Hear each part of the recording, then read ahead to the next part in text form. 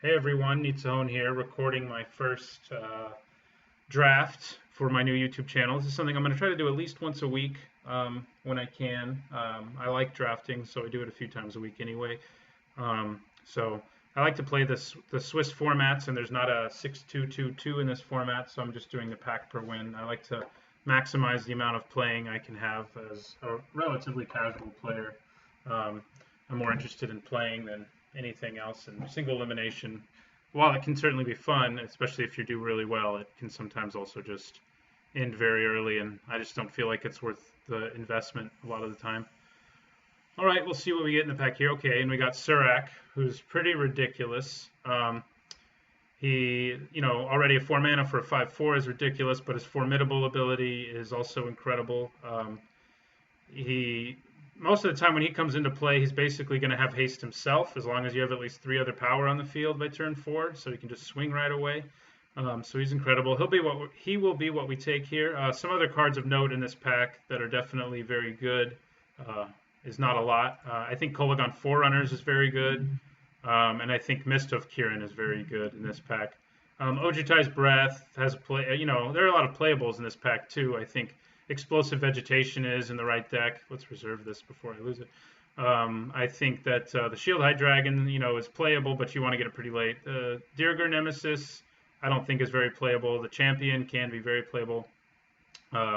Grave Purge is very playable. Loose Calm's a sideboard card. Sheltered Airy, same deck as Explosive Vegetation, usually one with a lot of high-costed dragons.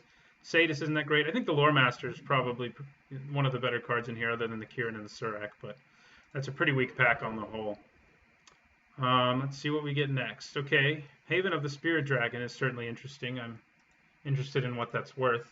That's something I check often because I like to, have my drafts pay for themselves sometimes. It's only worth $1, so that's not enough for me, especially when we have some pretty incredible cards in here, especially, already being in green. Incredible is a strong word now that I realize I said it. Epic Confrontation is going to be what we take here. It's just a great removal spell. It even has our first pick on it, fighting a dragon, so it's like it was meant to be.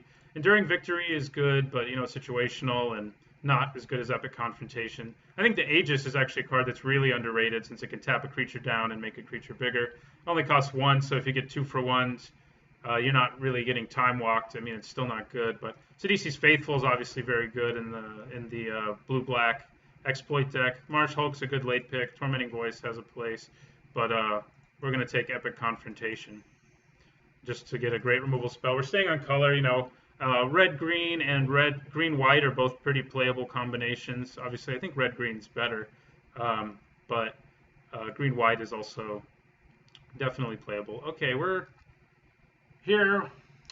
forced to think a little bit. Assault Formation is definitely good. It's definitely an interesting card. It may be what we take here, even though it doesn't exactly go with our Surak. We could have an eye towards it for the rest of our picks. Maybe we don't end up playing it, but we're really not missing out on anything incredible here. Evolving Wilds is also a potential just because it opens us up to maybe splashing. The Skirmisher is kind of boring, and I don't think black-green's a very good combination, even though it does give you the card in Fate Reforged that lets the creatures fight based on their toughness. Stormsinger's just not good at all. I don't think it's playable. The Lore Master's good, like I said, but I don't want to go blue-green.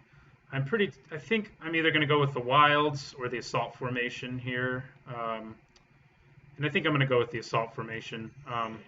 It's a pretty good card. It's the card that makes it so your creatures do damage based on their toughness instead of on their power, and it can also pump your creature's toughness, and it can make creatures with Defender attack too, which is mostly relevant in this format, although there is a creature with Defender right there who would actually be pretty good with that. Despite that, I think the card we want to take here is Airy Bowmasters. I think he's a little underrated. I mean, 4 mana for a 3/4 reach is great. It shuts down great cards like Mist of Kirin, and that's really nice. I don't think the Scavenger is that great. I'll take it maybe later in the pack, but not right here. And I'm happy to stay in green this early. If I see some red, I'll really get into it, but it seems like white might be what's more open. We haven't seen a whole lot of great red so far. The Horde Chaser Dragon's playable in the right deck. Updraft Elemental's pretty good too. If you have a slow deck, especially the black-blue exploit deck. And the Orator of Ojutai is good too, but it's not great. So Aerie Bowmaster is definitely what we want. I almost never morph this thing. I mean, there are situations where I do, but they don't come up a lot. 6 for a 4-5 reach isn't as nearly as efficient as 4 for a 4-4, 4 for a 3-4 reach. And here, green is definitely open. I mean, the fact that we've been able to stay green this long is a good indicator of that. And Salt Road Quartermasters here is a pretty great card. He's 3 for a 3-3 basically, and he can move his +1/+1 counters around to just make combat math wreak havoc on our opponents. Summit Prowler is another card that I think is good. It's boring. Sure, it's 4 for a 4-3 with a big empty text box, other than flavor text. But it's not what we want right here. The Quartermasters is better. I mean, if I saw Summit Prowlers, maybe if I see one in the next pack, I'll take it. If there's not something else good. And I think Treadapon's good too, actually, and I might take that as well, but the Quartermasters is definitely better. All right, we got another Bowmasters. Like I said, green is way open here. It's usually pretty hard in this format to stay in one color in your first pack. I'm not really seeing anything that's making me regret not going into other colors. It'd be nice to get some more removal. Certainly all we have so far is an Epic Confrontation, but green actually does have removal here because of cards like Hunt the Weak and the Epic Confrontation that we already have, but we're not going to be mono green. I have no illusions that that's going to happen. And we don't really want that to happen, to be honest, because some of the better removal is in colors like red and even black. Like if we get a strong enough green core that we can just splash black for things like Flatten, then I'll be pretty happy about that. So we'll just take another Bowmasters here, who's also pretty good at the Salt Formation, as is the Colossedon Yearling, which I think is what we're going to take here. Like I said, I do like Glaring Aegis.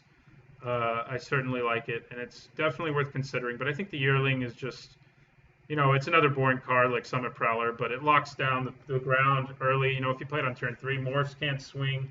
Lots of other 3-drops can't swing. Like, Hardened Berserker's a guy that just gets saddened by seeing this. Plus, like I said, it's good with our Assault Formation.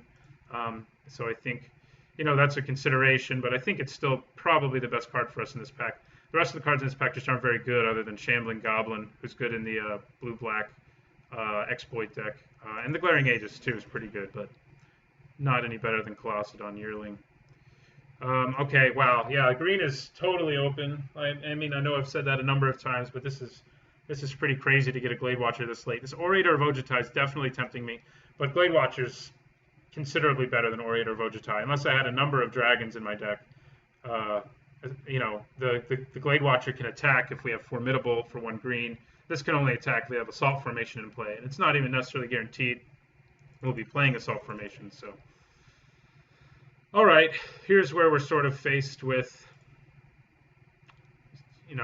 not much very good. I mean, it's late in the pack. Like I said, these 3 I don't think are very playable. I don't think this is usually playable, and these 2 are really only for a deck that really wants to ramp. Since nothing in here is great to me, I really don't like Servant of the Skill. I know some people do, especially if you can bolster a lot on it. I know that it basically has modular from Mirrodin block, but I'm going to take the Vegetation in case this really opens us up to splashing a lot, whatever we want. Here, we may end up in red, and Tormenting Voice I think is a pretty good draw spell, so I am going to take that.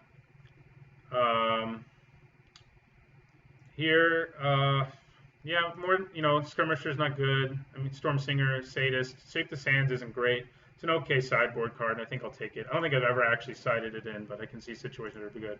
This came back around, which I kind of thought it would. It's not great, but it may make our deck.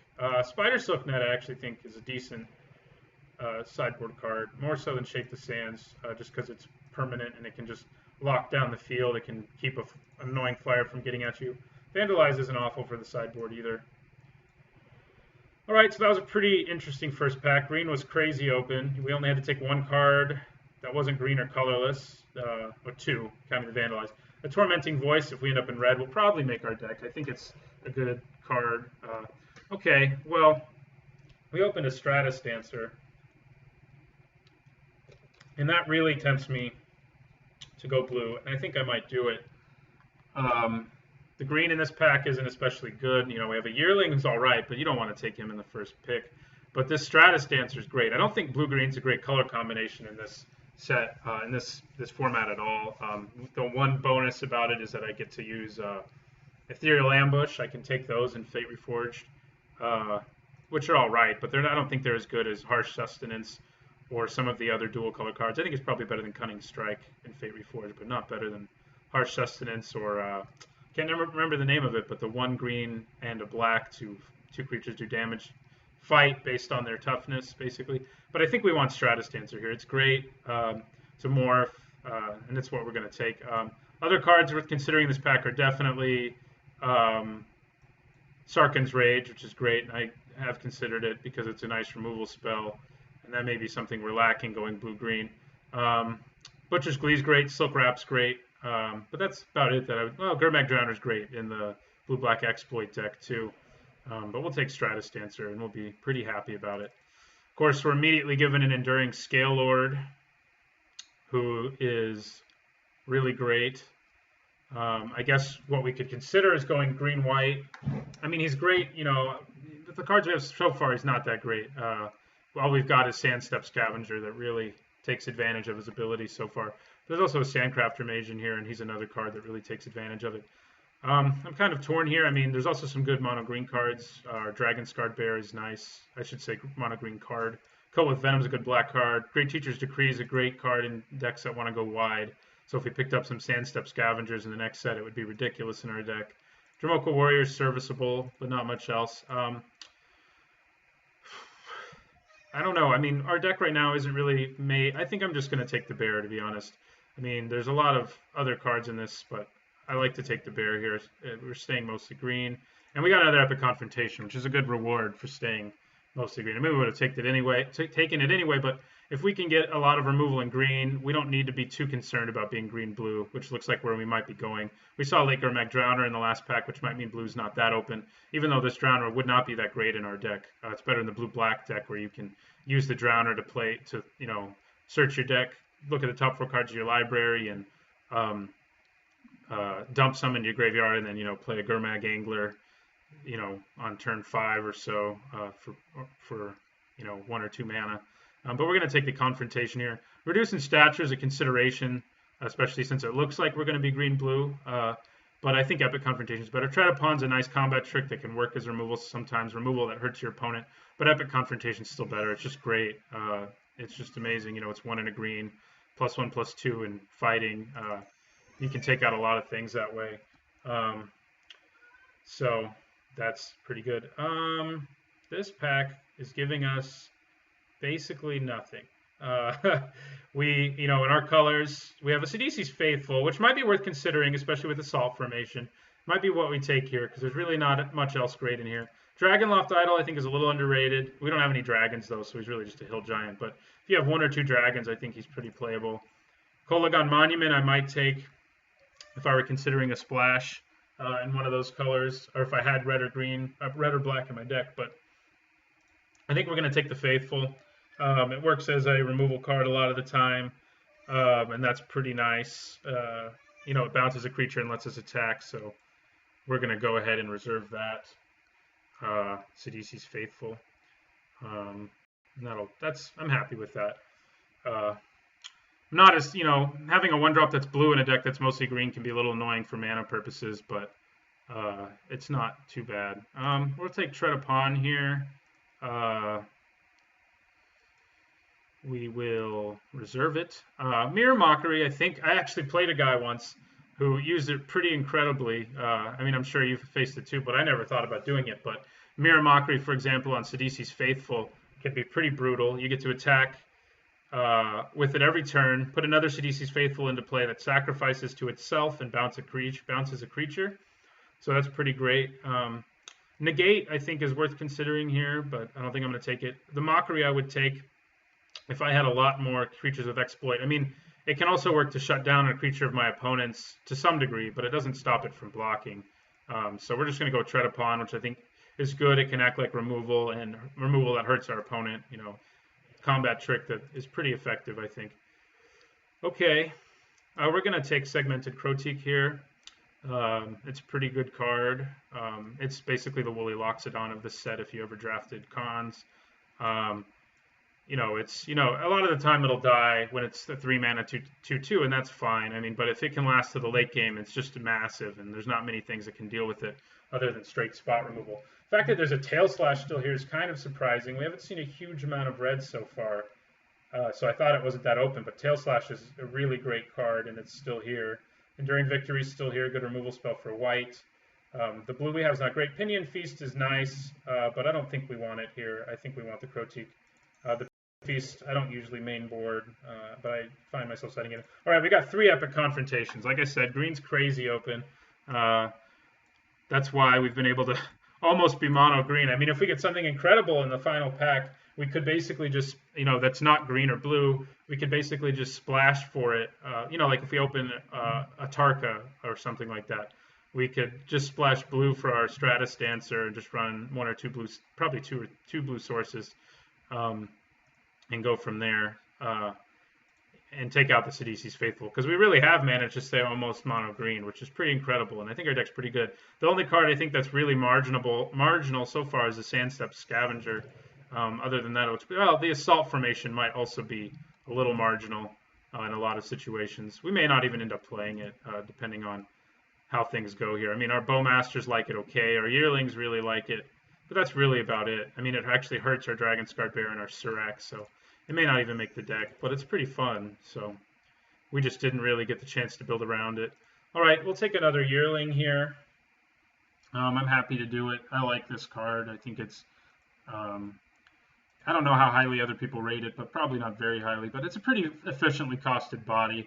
It'll slow things down on the ground. I can leave it back as a blocker when I'm swinging with my bigger guys. I can even swing with it if I need to. Sometimes I do. Void Squall is nice, but it's a little too slow for the deck we're putting together here as a removal spell. All right, so this pack's pretty boring. Nothing in it for us, really. Jamocha Warrior is actually pretty serviceable, as I said earlier. Shape the Sands, really isn't even worth sideboarding most of the time, I don't think. Updraft Elemental, it is nice with our Assault Formation, so maybe I'll take it just because of that. I'm not losing anything else here, and I'm not really scared of any of these cards when my opponents get them. So we're just going to take Updraft Elemental. Now I think we'll take a Reduce in Stature. I don't love it as a removal spell with all the exploit there is in this format, and but it does short down Formidable. It'd be pretty good against us, for example. So I think I'll take it. It's another removal spell. It's not a great one, but I'm happy to pick it up this late. I'll take Servant of the Scales. I highly doubt I'll play it, but put it here in the sideboard. I'll take a Negate for the sideboard. It's a good sideboard card against people with bombs. Ancient Carp. Also go to our sideboard, and so that's it for pack 2. And I'm pretty happy with this deck. I still feel like we could easily go another color if we really wanted to, but it's a pretty aggressive mono green deck, basically, with a splash of blue, a mostly green deck with a splash of blue, and it's looking pretty good. I mean, the 2 cards that are questionable at this point are probably Assault Formation, Sandstep Scavenger. So if we take those out, we need a few playables in this last pack. We don't need a lot. So let's see what we open. Crucible of the Spirit Dragon foil and Mastery of the Unseen. Okay, that's the kind of thing that opening it, where I said if we open certain things, I may decide to just abandon blue or splash blue for Stratus Dancer. And that's the kind of thing that you do that with. Mastery of the Unseen is pretty ridiculous. It wins you a lot of games if you get it in play. And it's pretty incredible. So we're going to take that. Right now, I don't see us playing these. We got a cool 2 rare pack. Crucible's not really worth taking at all. But the Mastery of the Unseen is. In blue, in this pack, there is a Whisk Away, which is nice. But it's, the power level of Mastery of the Unseen is pretty ridiculous. We really only have 1 morph creature, so we're not going to gain a ridiculous amount of life. But, the Manifest can be flipped and gain us life.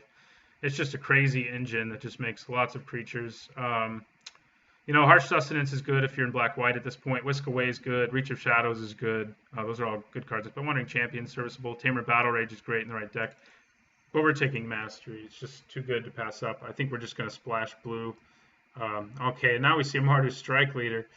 But I think that's we're not gonna take that. I mean, it is a great card for sure, and we do have Explosive Vegetation, which can let us splash more than is usually possible. But we don't want to do that. I mean, especially when there's Timur Sabertooth in here, who I feel like may as well be rare. He should be rare. He's completely ridiculous.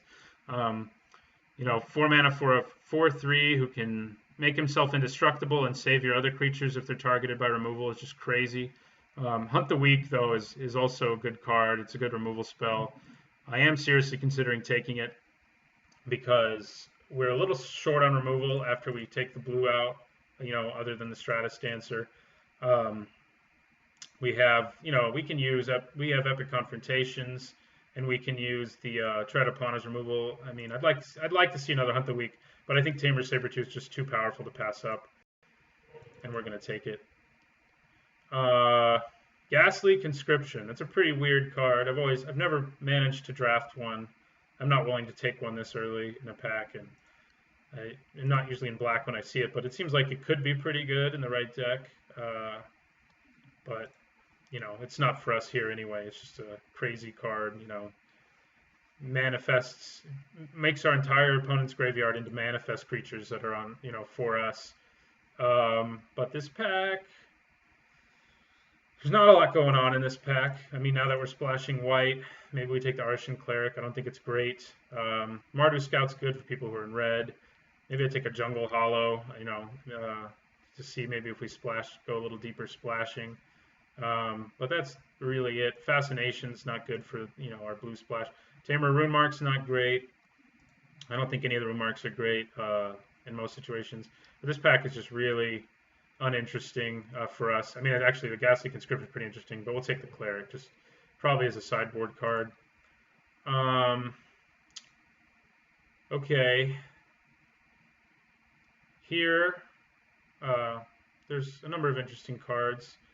Ward Scale Dragon, but it's double white. I don't really think I want to play it. I think this could be pretty good in our deck.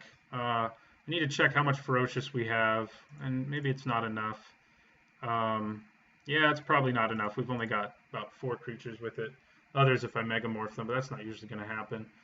But it's pretty crazy if you have Ferocious. It's a fog, but you can block with all your guys, fog, and then just wipe their board. I might still take it. I could pick up the 5 mana 5/4 in this set and up my Ferocious count a little bit. Ward Scale Dragon's all right, but with a double white, I don't think I want it. Seeing these black cards kind of makes me wish I had black, but especially Gurmag Angler. He's just massive and good. But we got a Whisperer of the Wilds here, who's pretty good. I mean, if we can turn 3 some of these guys, that'd be pretty great. And turn 2, these guys is good. It's just a good mana producer. And we have a couple of things that are mana sinks, like Mastery of the Unseen. It is a little hard to, now that I think about it, to splash Mastery of the Unseen because you need the white mana to use its ability too. But obviously, if you have 1, you can still be making 1/2/2 manifest every turn, and that's pretty good. The Sky Captain I think is good too, but I think the Whisper is better. Cash Defenses I've never been impressed with, mostly because it's a sorcery. I think Dramoka's Gift can be pretty impressive. It's the similar card in Dragons, but it's an instant and it bolsters 4 for 5 mana instead of being a sorcery. So I think it's a little better. Yeah, we got another Hunt the Weak. We wanted that. Green was open. I figured I was pretty sure it would happen for us, and we're just gonna slam that. Our curve is actually incredibly low right now. And it's a pretty aggressive deck. We have some good finishers, in the Sabertooth and the Surak, and I'm pretty happy with that. Okay, Soul Summons is pretty good. It does worry me about having a low curve white card in a deck that's just so green, but Abzan Kingard, it's almost never going to have lifelink in our deck. We have 1 white permanent so far, so I just don't think it's worth it. The rest of the cards in this deck aren't super playable. Enhanced Awareness is in the right deck, but that's about it. Nothing else in here. The Kingard is in the right deck too, but nothing. I don't think the Crotic, the Friendly Fire, the Fascination, the Break Through the Lines is really playable. But we'll take a Soul Summons. It gives us another 2-drop. I'm not sure this Winds of Kalsisma is going to make our deck, but we got another Hunt the Weak. So let's see how much removal we have right now. It's all fighting removal. It's too bad we didn't get Foe Razor Regent. The thing that's a little sketchy about this fight removal is that our opponent can cast an instant speed removal spell on us, and they can use 2 for 1s by doing that. But I think if you're careful, you can avoid that, especially if you wait till your opponent's stepped out. Sometimes you can't, but we're taking the Hunt the Weak here. 5 removal spells is nice. They're all fight spells, which is pretty fun. Our deck has a pretty fight-heavy deck. Considering taking Neutralizing Blast, I've played against enough people, as a sideboard card, I've played against enough people who have multiple dragons who sort of built the dragon deck with explosive vegetations, and, they have a couple dragon lords. That just knowing I have that in my sideboard is nice. We're not giving up a lot here. We're not going to play the Skullkeeper. Harsh Sustenance is nice, but it's not our colors. Formless Nurturing is mediocre. Neutralizing Blast is pretty mediocre too, but I wouldn't play anything from that pack. So, well, I shouldn't say I wouldn't play it, but I wouldn't be excited about it. Here we might take Formless Nurturing, just as another 4-drop. We don't really have that many 4-drops, and it's not bad. It's playable, marginally playable, and we'll take it. I think we only need 17 lands in this deck, especially because we have our Whisperer of the Wild. Here I'm just going to take a War Flare away from somebody. I think it's a pretty good card, and for anyone who's in red-white. It's interesting, we haven't actually seen any, or maybe I looked over them, any of the Ethereal Ambushes, which might have been pretty nice. Here I'm going to take a Rakshasa's Disdain. We could sideboard it maybe. I'm going to take a Karsi High Priest away from someone. It's pretty good. Another Formless Nurturing. We're not going to play 2 though. And we got Break Through the Lines, which is super not playable, which is why it's still in the pack. The question here is whether or not I want to play Explosive Vegetation so that I can fix myself for blue, and I don't really think we do. Maybe I should have prioritized dual lands a little more, but our deck is just so green that I don't think we're going to be in a situation where not having the color is going to hurt us a lot. I mean, it might hurt us a little bit, but we just have a really strong deck. I don't know that this is going to make it, though. In terms of Ferocious, we've just got 2, 3... Hunt the Weak can make a lot of our guys into Ferocious, which is nice. Like Dragon's Guard Bear, Salt Road Quartermasters, Airy Bowmasters, Glade Watcher can all be made Ferocious, and that's nice. A Tarkir Beastbreaker can be made Ferocious too for 5 mana. It's a little steep though. So we're definitely going to run that Mastery of the Unseen. Might not run this Soul Summons. I mean, we have a lot of 2-drops anyway. Adding more white might just complicate our deck a little too much. I might just throw the Scavenger back in. It's not a super exciting choice, but it does either make itself Ferocious or potentially something else Ferocious. That's pretty nice, because I think I am going to play the Winds of Kalsisma.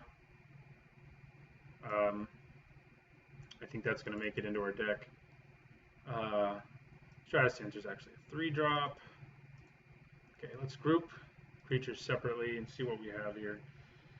Yeah, we have, 3 2-drops, which is nice. Number of 3-drops. Like I said, I almost never morph them, so I don't put them in the 3-drop slot. This is a little screwed up, maybe because I did that, but these guys are all 4-drops. This is a 5-drop. The Crocheek I almost always play as a morph. I mean, if I draw it late, I might hard cast it, but it's a nice 3-drop to have. So we are pretty much mono green. We're splashing for a Stratus Dancer and for a Mastery of the Way. It does make me consider playing this Explosive Vegetation. I kind of wish I'd picked up more fixing. I didn't prioritize it much, like I said, because I didn't feel like it was going to be a huge deal. But being able to play the Mastery might be a huge deal. So I'm seriously considering playing the Explosive Vegetation to help us search out some more lands. I think I might play it. It can fix us for blue and white. We don't have to worry about it after that.